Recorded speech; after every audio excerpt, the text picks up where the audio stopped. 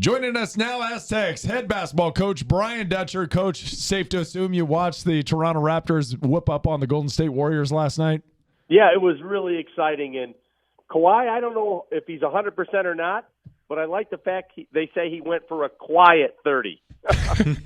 Yeah, quiet. He does all the little things right, though, like hit the free throws. I love a good free throw shooter. Yeah, I think he's only missed one in the last two games. And I think his last performance before yesterday's game was like 16 for 16, which is an NBA record. Coach, did you say that because of what happened in the Bucks series where it looked like he was nursing some lower leg injury, it appeared? Did you say that? Is he 100% healthy based on what you saw a week or two ago? I'll tell you the one thing, we'll never know because he won't say anything and they won't say anything. Mm-hmm. So some of the guys on staff commented he didn't look quite as explosive, but he's so talented and so strong and so savvy. He still gets to his spot and makes just dynamic plays, not only for himself, but for his teammates. I remember that play in the second half, Danny Green had just hit a three, and he pushed it on the break. He knew he was in the corner the whole time and found him for back-to-back threes. So Kawhi knows how to play the game. Coach, now when you're watching, are you watching as a fan? Are you able to turn off the coach in you? Or are you keeping an eye on the clock? You watching the adjustments and you viewing the game with maybe a more technical eye? You know, it's a little of both. Obviously, you're looking for spacing, how they do things, how they move. But you're a fan of Kawhi. You're a fan of a guy that was in your program, and you're not watching objectively. I'm pulling for the Raptors. When you watch a player like Steph, and the Warriors obviously last night were shorthanded. When you watch Steph, is it almost like he's playing a little bit of a different game? I mean, he's willing to shoot a ball from 40 feet away, and it's almost a good shot when he takes it. You know, he can score at any level. I mean, that foul line runner he hit in the fourth quarter, it wasn't a jump shot. It was a runner from the foul line, and he's just gifted. And, I mean, we'll look back someday and say he's one of the top 10 players maybe to ever play in the NBA. He's that special. Safe to say he's maybe the best shooter of all time? I haven't seen any better.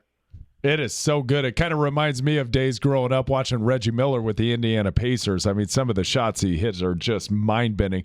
So, Coach, the Raptors talked a lot about last night coming out of the game playing with pace. So when an opponent is down 2 out of their 4 stars like the Warriors were, and they knew they were going to be challenged to put up the points that they're used to putting up, missing the 37 from KD, missing a bunch from Klay Thompson, is that kind of the play? You push the pace, you exhaust the reserves, and you hope they can't keep up with the scoring?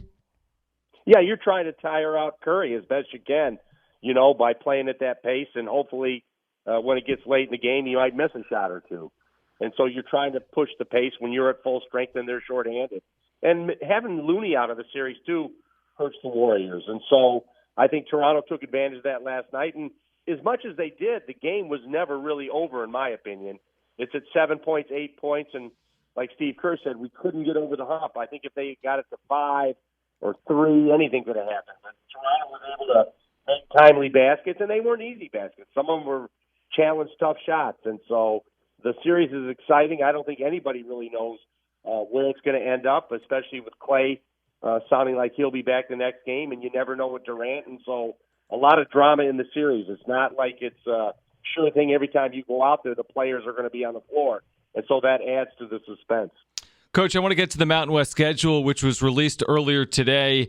What's your reaction to the schedule that San Diego State will have, and how does it impact your non-conference scheduling, playing a pair of conference games now in early December because the conference tournament has been moved up a week next year? Absolutely. That'll be the most noticeable thing is playing earlier conference games.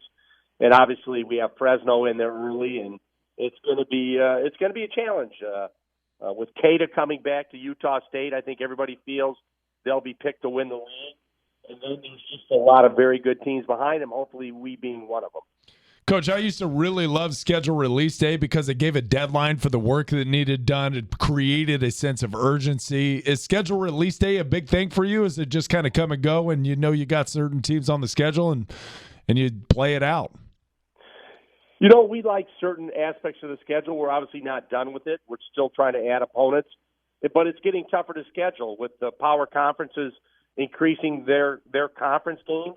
It leaves fewer non-conference games for us non-Power 5 programs and schools to get. And so scheduling is always a great challenge for us at San Diego State. We like to have a Pac-12 or 2 team on the schedule every year. We have Utah on a neutral, but we're trying to get another home and home started, and it's been a challenge this year.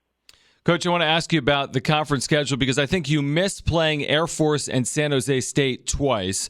So that may make it potentially, depending on how their years go as well, it could make it more difficult to win a regular season title, but it could potentially bolster your RPI, right? So how do you look at that? It's out of your control. I mean, you won't play San Jose State or Air Force twice in the regular season. Is that potentially a positive or is it a negative heading into the year? You know, like you said, strength of schedule-wise, San Jose State has been down at the bottom of the league, and they lost a couple key pieces again.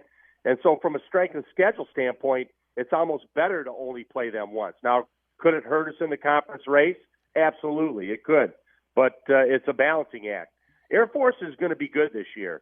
You know, with a Swan back and Scotty and some of the players they have back, they're actually probably going to be picked as high as they've ever been picked in the early season polls. So Air Force, you know, is going to be a challenge, and having just to go there and not have them come to our place will make it doubly hard. Coach, tell us about your new assistant coach, Chris Acker. What stood out about him? What are his strengths? You know, it's a lot like recruiting. You go back when you hire someone and you research their past, and you talk to people they've worked with and for. And so talking to Rick Croy at Cal Baptist, he just said that he has a quality of leadership that is rare. I talked to Iran at Hawaii. He says his presence on the floor is something that they've had a tough time replacing. He just has that presence when he's out there. And so obviously working for Leon at Boise, Leon's got a reputation of being one of the better coaches in this league. So he's come up through a lot of great programs and left an impression on all of them. I like the fact that he was a head coach at the junior college level, which as a head coach, I like guys that have been a head coach, and so I think Chris checked all the boxes, and we're very fortunate to have him here with us at San Diego State now. Coach, I'm curious to get your reaction to the NCAA announcing the three-point line is going to move back something like 16 inches. The shot clock on offensive rebounds will be reset not to 30 but to 20. Are you in favor of those changes? Absolutely. I think it was time to move the line back. You know, obviously we have to shoot it in at that distance, but I like it further back. More toward the international line, and maybe just a little shorter than what the NBA shoots. Hopefully that these kids are shooting it from that distance anyway. When you watch a lot of these shots, the guards and the small forwards have that kind of range. Now maybe the pick and pop 5-man or 4-man, that extra length will bother them a little bit, but I like it moving back. And then to reset the shot clock, I like a team, if they get an offensive rebound, they can't come bring it out and run another 30 seconds of offense. I like a shorter second shot clock to increase the pace of the game.